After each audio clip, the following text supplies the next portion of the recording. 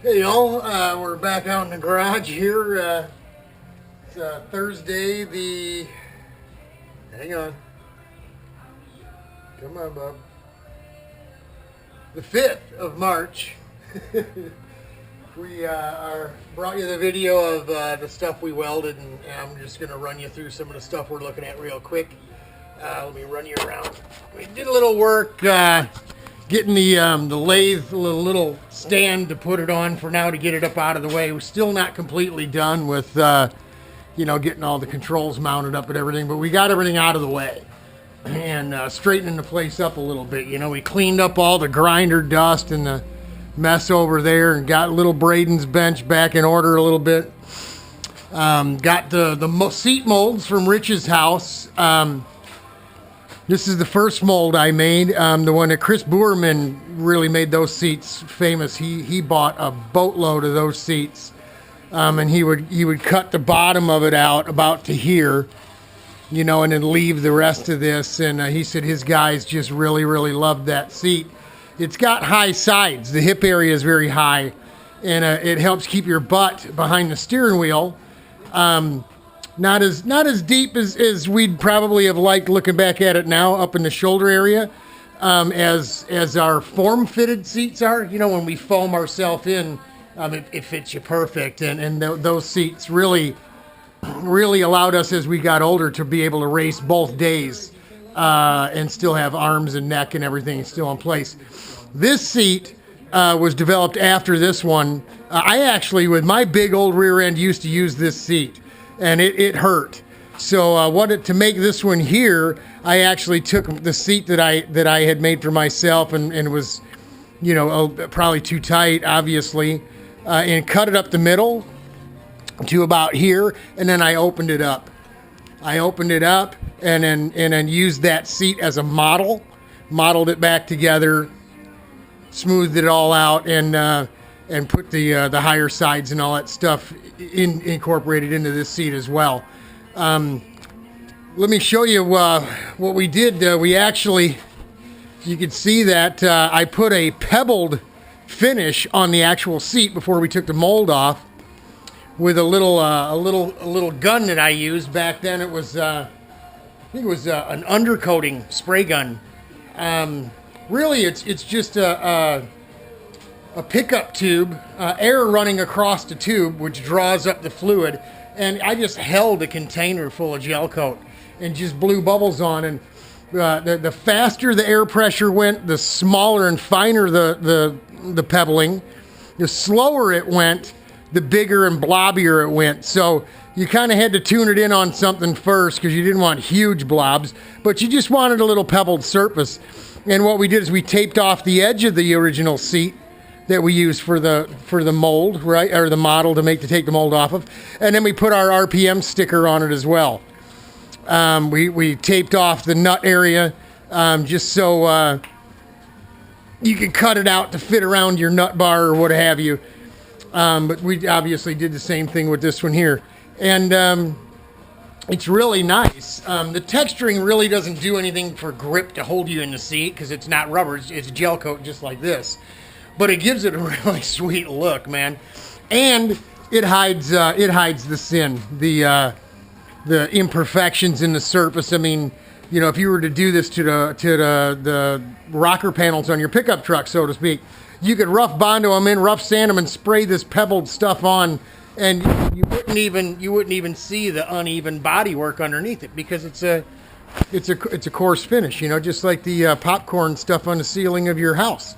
It doesn't need to be flat and smooth between drywall panels because you're covering it up, right? So we added this later, and I'm going to go ahead and probably add one on there too. It's just a piece of aluminum that we glassed in later. We used to use a bolt-on fiberglass headrest. It was actually a fiberglass molded piece that we molded, and we had two different depths to those as well. One was a short depth, obviously, one a bigger depth. So if you wanted to lay further down into the seat, if you were a slight skinny guy, you could use a deeper headrest, and if you needed to see up a little more, to boost your head up, you use the other one. Those were making the padding for those was a real pain in the rear, and it never really worked too well. The padding, you always had to, I mean, after 2 or 3 races, you was always looking to make a new piece of padding. And so we got away from it. What we did is we took a standard headrest hoop and welded a piece of flat stuff on the bottom of it, cut it on an angle, the tubing on an angle, and then welded a piece of flat stock to it. We'll go ahead and put a couple of different length slots in the aluminum here, or in the fiberglass piece on the seat when we take it off, and it gives you some adjustment fore and aft, and then going up and down the headrest hoop with the height of the headrest and stuff. Then we've been using an old Stallion style headrest from Steve back in the day. We actually have those made here in town. They're pricey. They cost $75 to have one of those made. We took one over there and let the upholsterer tear it all apart to take patterns off of each of the pieces. But he did a really good job. We liked it. I think it's worth every bit of $75. Unfortunately, I can't sell them for $100 and make any money. You know, nobody wants to pay $100 for one of those things. So there you go. We'll probably go ahead and add something onto that mold, even if it's just temporary. Just to be able to pull these 2 seats. We're going to make one of each. We're going to start with the big one in the Kart, and I think we can either make the mounting system such that we use clamp-on seat struts. Well, let me grab one of these things out of this bow box here, and we got one I can grab real quick.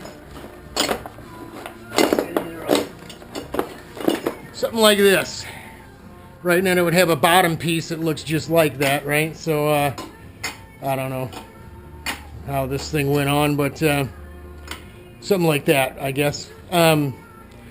We could put some inch and an eighth stubs off of here, and mount 2 of these, one on each side, and then we could rotate them one at 90 degrees and re-weld some other ones on here. We can buy these clamp deals, the top and bottom bits, from our buddy Ed McGlone down at Jaguar Karts in Georgia. And he'll also sell us these like foot-long pieces pre-stamped and drilled and all that stuff. So we can just make our own. We can just cut them our own length and weld them up ourselves. We've been doing that a long time. Ed's cool. He's a good source for these pre-done weldments like the cassette hangers. These you can get the spindle yokes and all that stuff from just about anything. I mean, you can call them, and we will, and we have in the past. The front bumper on my car, I just send them a text, with center line to center line width or span of the bumper, the length, even the kick in the bumper, how far from the front, and man, that you saw the old video, man, that thing fit perfect. So Ed's the man. He's got the automated bender. He does powder coating right there in Lawrenceville, Georgia. If you're down south, anywhere near Ed, get a hold of him. I'll put his web address or phone number or whatever in the description of this video. But that's where we're going to go. We'll get the motor mount back on and get the motor sitting on there. And we may even just drop like the big mold in there, puts a blanket down first and drop the mold in there just to see where the seat's going to sit. But we're going to make one of each because I had this crazy idea of being able to have a big stock fat standard seat, and if the guy that we're going to put in the go-kart is skinnier, we can, yeah, you're following me, right? You smell what I'm cooking? We can put one inside another, actually lay plastic, a garbage bag or something over top the original seat, and pour 2-part foam in between the two, covering the top side as well with another garbage bag, and you'd have a foam insert or bushing that we could drop the little seat right into the big seat and send somebody out on a track to turn some laps. We'd have to actually do it to see how, how stable it is. That foam is not real hard. I mean, it gets good and hard, but it's also smashable. And once you smash it, it doesn't bounce back. So I'm not sure if maybe Chris down at Michigan Fiberglass can hook us up with a type of foam that does what we want it to do here. But otherwise, I think by having a couple different stubs welded out here with those adjustable seat clamps on and in the back, we could just unbolt one seat and throw another one in. And you know, we have molds and we have the capability of making them ourselves. So that's it for today. For right now, I'm going to finish over here. Let me share this with you real quick. I'm going to go ahead and use, like I said, Brother Kenny's technique with the screwdriver. This must be, I'm guessing this is just spray bomb primer and paint on here. But look how quickly this stuff just comes right off. You literally just take the screwdriver, edge of the screwdriver and just, I mean, that's not only less messy than paint stripper, it's quicker than paint stripper. And you can literally go right into the welds and all that. You can scrape it off of here too if you want to. But we're going to get the rest of this stuff removed from the tubing and then take the wire wheel to everything that we can't get scraped off on the air tool and get this thing tuned up and ready to go. And we'll go ahead and probably remove this clag from the bottom side of the bumper. And so this is a ready to go piece as well. We can slide the bumper back on, get the porch back on, get the bumper in place, and then cut some pieces of 3/4 inch tubing and notch the ends and get the upright pieces we're going to weld up in the front here in place and get that going. It's already 3 o'clock or 3:30 in the afternoon on the 5th here, so we're not going to spend a ton of time out here today. We spent a lot of time cleaning up after we cut a bunch of wood and it made a mess in here, and so we got all that cleaned up and the metal shavings and all that stuff and grindings from fabricating all those pieces and getting them welded on. The place was a wreck. And I've told you before in these old videos, when I go from doing one thing to a next step, I always like to clean, put the tools away so you know where everything's at, you know. It actually saves you time spending a day cleaning up your mess. So that's it from RPM Studios in Racine, Roseville. It's a beautiful day out there. Not quite as warm as it was earlier in the week, but we're going to see an upper 50s day here on, I think, Saturday or Sunday. All sun, almost 60 degrees. It just gets you itching to get to the racetrack and play with your toys. So if you've got one, get it ready to go. Get a hold of us. Send us some dough. Come on out to Grattan and run your go-kart all weekend, man. We're going to have fun. That's it, y'all. We're praying for you. God bless. Godspeed.